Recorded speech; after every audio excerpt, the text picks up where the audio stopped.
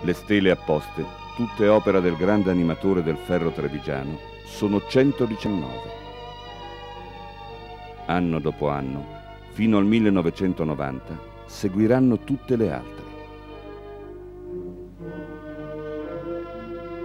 E anno dopo anno, nascosto ma essenziale, procede anche il lavoro di Mario Altarui. Nel 1978 fonda l'ASPEM, Associazione Penne Mozze.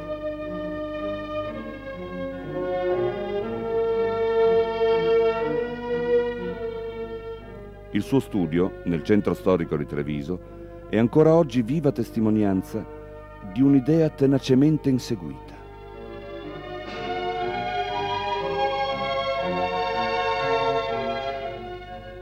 Frequenta l'archivio del distretto militare e redige la lista completa degli alpini trevigiani caduti o dispersi, da Adua fino ai campi di concentramento nazisti.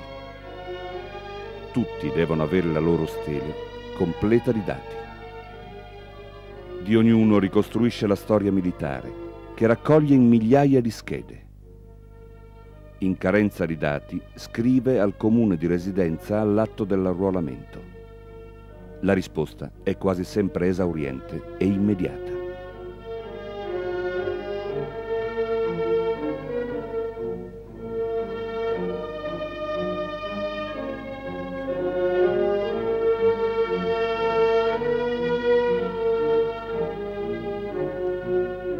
Nel 1981, in occasione del 10° raduno alpino, il bosco si arricchisce di una pregevole scultura in bronzo, la Madonna delle Penne Mozze.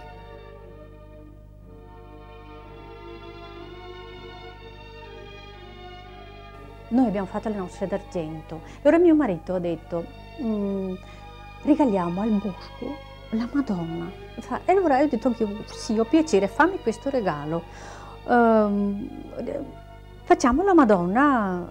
Allora, dato da Cagnato, che è ottimo scultore, e allora là abbiamo parlato e lui ha fatto i bozzetti e dopo a mio marito è piaciuto e anche a me e allora ha detto sì, andiamo avanti e allora hanno fatto la Madonna alta 6 metri, no 2,5 metri e pesante 6 quintali.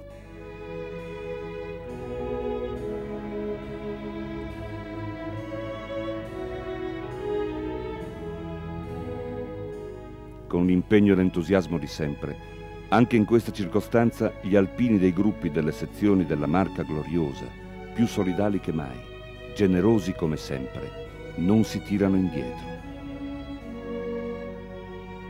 Ricordo particolarmente quel sabato pomeriggio quando abbiamo portato la Madonna proprio lungo questo sentiero e se anche il sentiero non era particolarmente lungo, era però molto stretto e quindi ci portava parecchio disagio, ma comunque dopo tanta fatica alla fine la Madonna è arrivata sul posto dove avevamo destinato di sistemarla.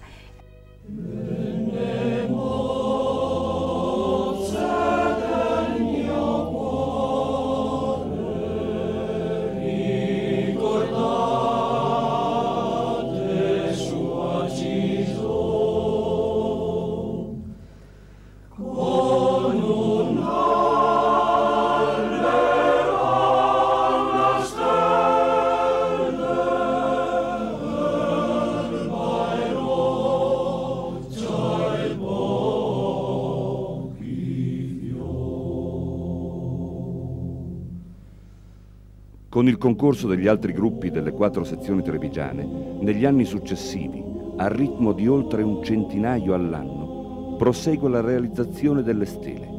Aumenta anche il numero dei sentieri che si snodano sui 2 versanti del bosco. Vengono dedicati alle medaglie d'oro alpine.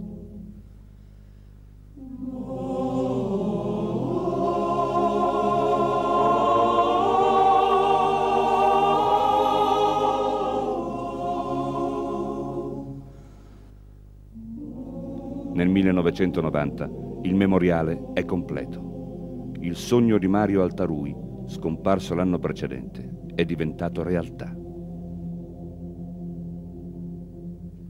Ogni anno lui ha avuto soddisfazione e anche quando metteva su ogni stele. bisogna essere onesti, perché vedeva che la gente amava quello che lui era la sua idea. Adesso è completo ed è splendido, che potesse essere sempre mantenuto così.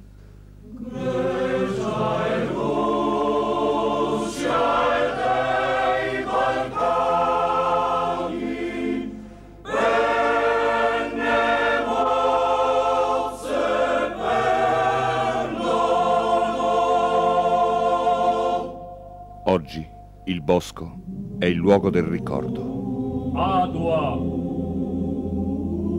Su ogni stele un semplice elemento decorativo Ortigara.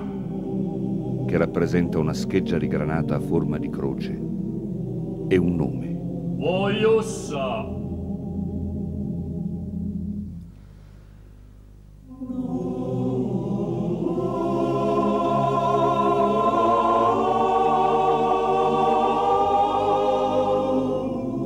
Nikolaevka. Dietro ogni nome una vicenda umana, un legame indelebile, Cima Vallona. un affetto familiare reciso. Cristo ne guarda, che il vento ne bacia, che gli alberi canta, il sole alla luna, canzon fece nove, le vecchie le gloria, o che una spaccata t'ha fatto la storia. Prende mozze per